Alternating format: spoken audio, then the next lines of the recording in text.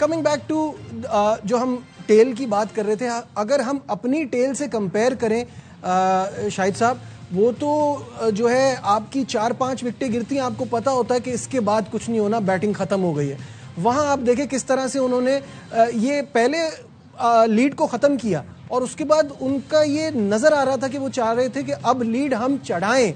ये एंड में तो बिल्कुल ये चीज नहीं फील हो रही थी कि वो सिर्फ 10-12 रन ऊपर करने का सोच रहे हैं, उनको था हमें आगे जाना है और वो तेज खेलना शुरू हो गए। बिल्कुल ऐसा ही है, ये अच्छी टीमों की निशानी होती है। वो ऐसे ही वर्ल्ड टेस्ट चैंपियन नहीं बने। और हमारा अगर आप देखें तो पिछले 2-2.5 साल से हमारा टेल एंडर जिस तरह हमारा कोलैप्स हो रहा है, पहले टेस्ट की पहली इनिंग्स में 16 रन पर 5 विकेटें, दूसरी इनिंग्स में 17 रन पर 6 विकेटें, इधर 5 रन पर फिर 17 रन पर फिर 5 विकेटें आखिरी गिरी। इंग्लैंड की सीरीज में हमने देखा था कि सलमान आगा टेल के साथ बड़ा अच्छा खेल रहे थे, 70-80 रन आखिरी 2 विकेटों पे बन जाते थे, लेकिन अचानक पता नहीं क्या हो गया।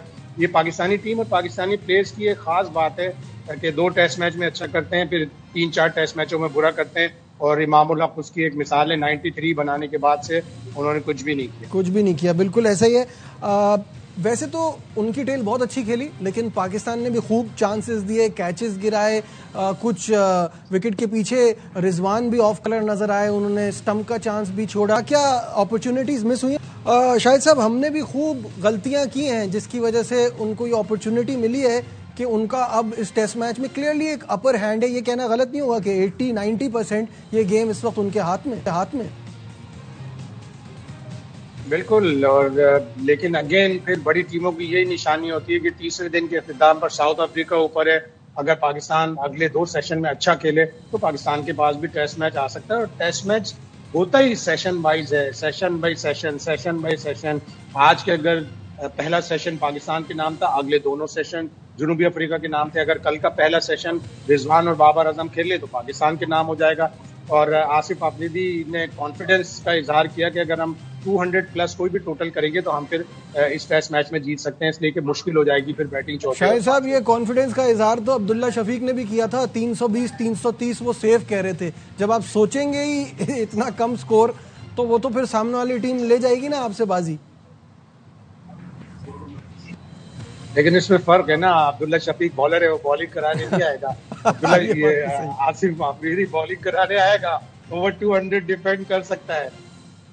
अगेन फिर वही वाली बात है कि जब रबाडा और मिथुसामी की वो जबरदस्त पार्टनरशिप हो रही थी तो सवाल पूछा गया कि आसिफ अफरीदी आपको क्यों नहीं दी बॉलिंग, आपको इतनी देर से लाया और आपने वो तोड़ी। तो उन्होंने कहा डाटा ये कहता है कि left arm spinner left handed batsman को बॉलिंग नहीं करा सकता। इसी चक्कर में तो डाटा को भी तो कभी ना कभी गलत प्रूव करना है भाई।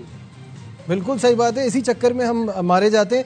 खैर, एक चीज़ और जो मैं नोट कर रहा था वो था कि अभी तक मैंने देखा इस पूरी सीरीज में ना, माकरम एज कैप्टन मुझे ऐसे लगे कि जैसे वो सीट फिलर है, टेम्बा बवूमा की जगह फिल करने के लिए बस उनको रखा है। आज उन्होंने एक बड़ा ज़बरदस्त फैसला किया था, आप उसको कैसा देखते हैं? जो हार्मर को उन्होंने नया बॉल दे दिया जिसकी बेस पे उन्होंने जल्दी जल्दी विकेट लेके पाकिस्तान को अंडर प्रेशर रख दिया है। बिल्कुल, उन्होंने शुरू में बड़े अच्छे फैसले किए, ऑल्दो के वो रन्स नहीं बना रहे। टेम्बा बवूमा ना सिर्फ इंस्पिरेशनल हैं अपनी टीम के लिए, रोल मॉडल हैं अपनी कम्युनिटी के लिए, वो बड़े अच्छे फैसले भी करते हैं। और इसीलिए साउथ अफ्रीका पिछले जो साइकिल थी उसमें 10 लगातार टेस्ट मैच जीती थी। माकरम थोड़े से बिलो पार नजर आए, लेकिन आज जिस तरह उन्होंने हार्मर को गेंद दी और हार्मर ने आते ही 3 विकेटें ली, अब उनकी फर्स्ट क्लास विकेटों की तादाद 998 हो गई। जबरदस्त। और चलते चलते बस आखिर में बात कर लेते हैं आसिफ अफरीदी की। साबित किया कि age is just a number. हम बार बार कह रहे थे कि उनकी परफॉर्मेंस बहुत अच्छी है और मैं बहुत ज़्यादा एक्साइटेड था उनको देखने के लिए, और उन्होंने बहुत अच्छी बॉलिंग कराई। उनका पता नहीं चलता कि बॉल सीधी आ रही है या ब्रेक करेगी। बहुत एक्सपीरियंस्ड बॉलर हैं और उन्होंने फ़ायदा उठाया इस चीज़ का और 6 विकेटें हासिल की। कैसा देखते हैं?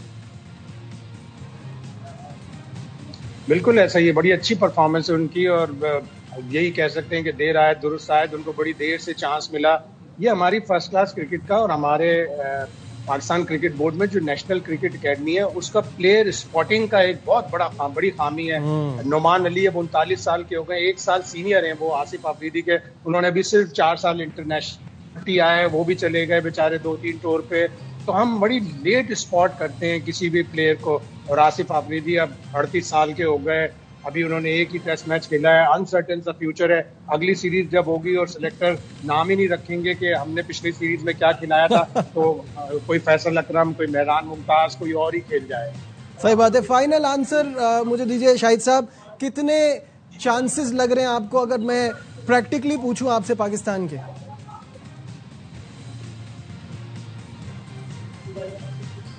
आप अभी भी कह रहे हैं कि 1-1 हो जाएगा। 1-1 हो जाएगा, या आप कराकर ही मानेंगे? 1-1 भी इतना बुरा नहीं होगा। वर्ल्ड टेस्ट चैंपियनशिप के खिलाफ नंबर 9 की टीम 2 टेस्ट मैच 1-1 से बराबर कर ले, मिठाई बांटने की जरूरत। लेकिन मसला वही है ना शाहिद साहब के, घर में नहीं करेंगे, फिर बाहर जाके तो कोई उम्मीद रखे ही ना टॉप 4-5 में आने की। जब बाहर आएगा तो हम नए अहद का आगाज करेंगे, नए सेलेक्टर होंगे, हो सकता है और भी बहुत सी चीजें नए हो। कैप्टन की तो वैसे ही म्यूजिकल चेयर चलती है। ठीक है, बहुत बहुत शुक्रिया। शाहिद हाशमी साहब हमारे साथ थे।